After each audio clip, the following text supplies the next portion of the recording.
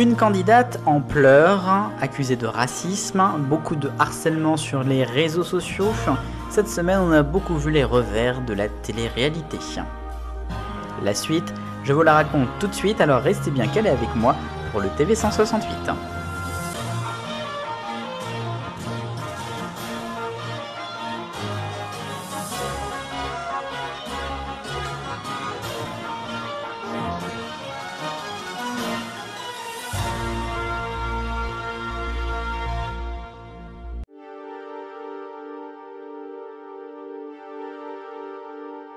On va parler de cyberharcèlement, c'est un petit peu le mal de cette décennie.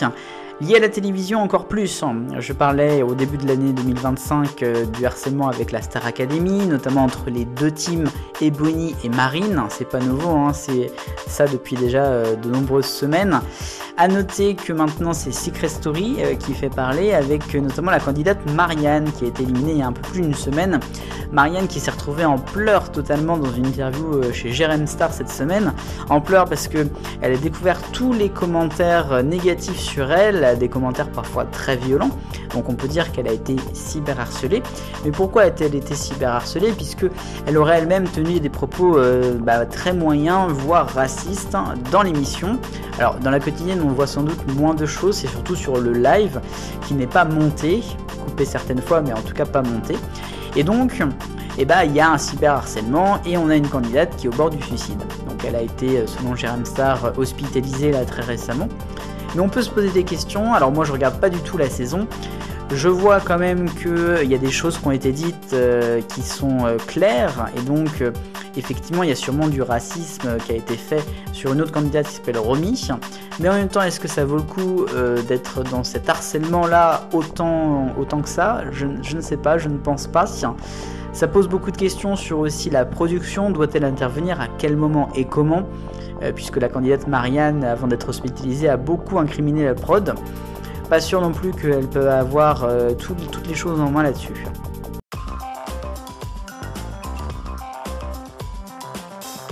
Les autres actus de la semaine, voici les rayons. Et tout d'abord, TF1, selon le Parisien, va arrêter le téléshopping le 31 décembre prochain. C'est la fin d'une des émissions les plus cultes de la chaîne, présente depuis novembre 1987, avec bien sûr au début Pierre Bellemare, on a eu Laurent Cabrol, Marie-Ange Nardi ensuite, rejointe par Alexandre Devoise. Le téléshopping donc qui devrait s'arrêter sur TF1, mais peut-être continuer sur M6 Boutique, malgré la mutualisation des moyens depuis quelques années.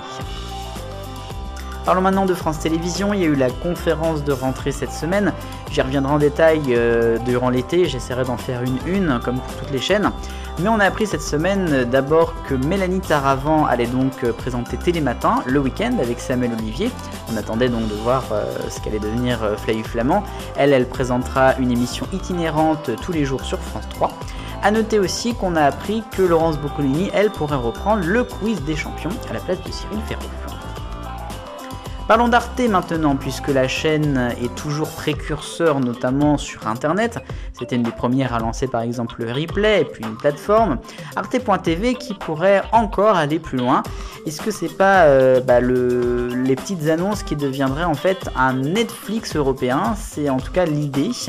Depuis le 7 juillet dernier, la plateforme est désormais avec une nouvelle langue, selon les Échos. Il s'agit du roumain.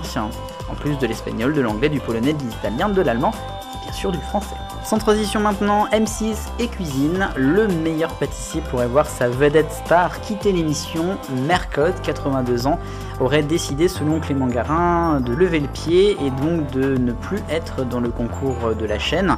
A noter qu'il reste encore une saison à être diffusée avec elle. On ne sait pas non plus du coup l'avenir de Cyril Lignac puisqu'il avait annoncé rester pour Mercotte et que si elle partait, il ne verrait pas l'émission sans elle.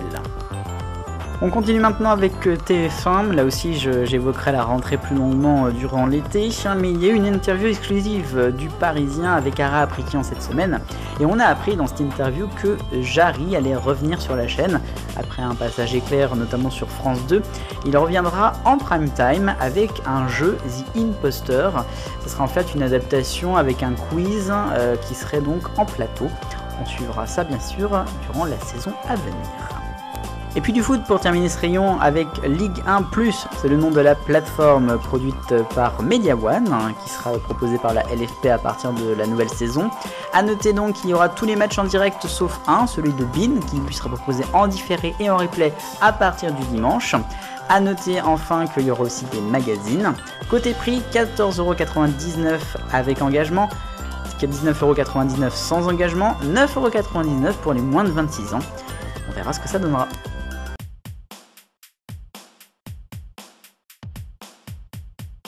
« 23 voitures, 646 victoires, 2,5 millions d'euros de gains. » Oui, ce sont les chiffres d'Emilien qui a été éliminé dimanche dernier des 12 coups de midi sur TF1. La date n'était pas une surprise, je vous l'avais moi-même annoncé il y a plusieurs semaines, mais on peut se poser beaucoup de questions. A-t-il fait exprès de perdre? Est-ce que le jeu a été truqué à un moment depuis son parcours sur cette émission d'il y a une semaine? Toutes ces questions donc, vous allez pouvoir y répondre dans les commentaires puisque c'est ma grande question 168. En tout cas, pour revenir sur Emilien, lui, il va pouvoir profiter de tous ses cadeaux et de tous ses gains sur l'année à venir. Il ne reprendra ses études qu'en septembre 2026. Ou peut-être pas, puisqu'il a décidé de se lancer dans une carrière de streamer sur Twitch, on l'a vu en live au début de la semaine, et puis peut-être dans d'autres émissions télé prochainement. Évidemment, on pense tout de suite au quiz des champions sur France 2.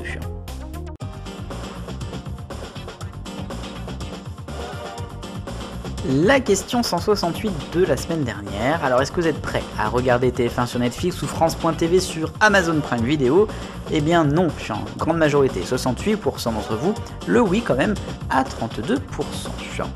La nouvelle question cette semaine, c'est en lien avec ce que je disais. La défaite et le parcours dans une moindre mesure d'Emilien étaient-elles truquées dans les 12 coups de midi sur TF1?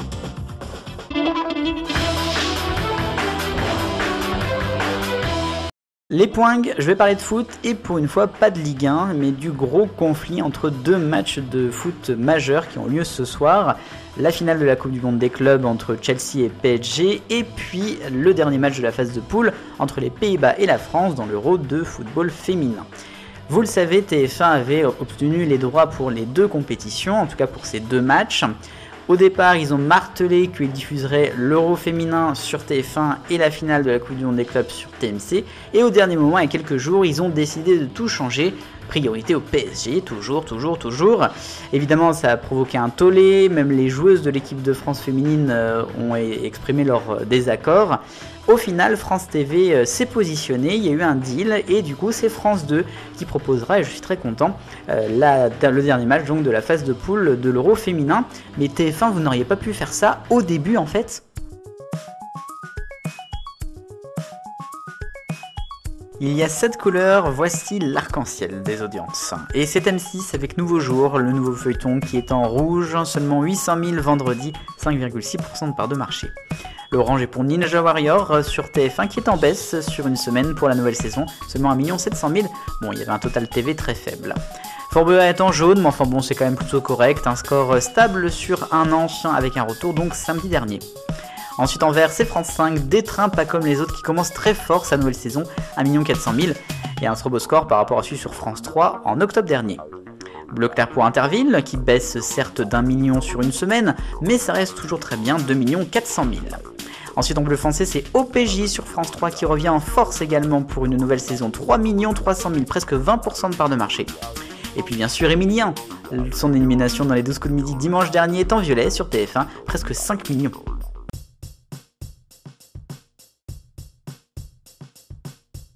Et enfin, en tant qu'éternelle tête blonde, je me devais évidemment de rendre un sincère hommage à la maman de Nounours qui nous a quittés samedi dernier. Christine Lédu est décédée à l'âge de 94 ans. C'est évidemment la co-créatrice de Bonne Nuit les Petits avec son mari Claude qui lui était parti il y a 14 ans. C'est tout un pan, bien sûr, de la télévision française et de la télévision pour enfants qui est en deuil. C'est ici que s'achève l'émission aujourd'hui. Merci aux Comètes de m'avoir aidé à la préparer comme chaque semaine. La suite, je vous la raconte dimanche prochain pour un nouveau numéro du TV 168.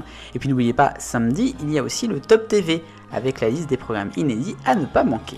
Il ne me reste qu'à vous dire vive le bonheur, on est tous des millions de copains.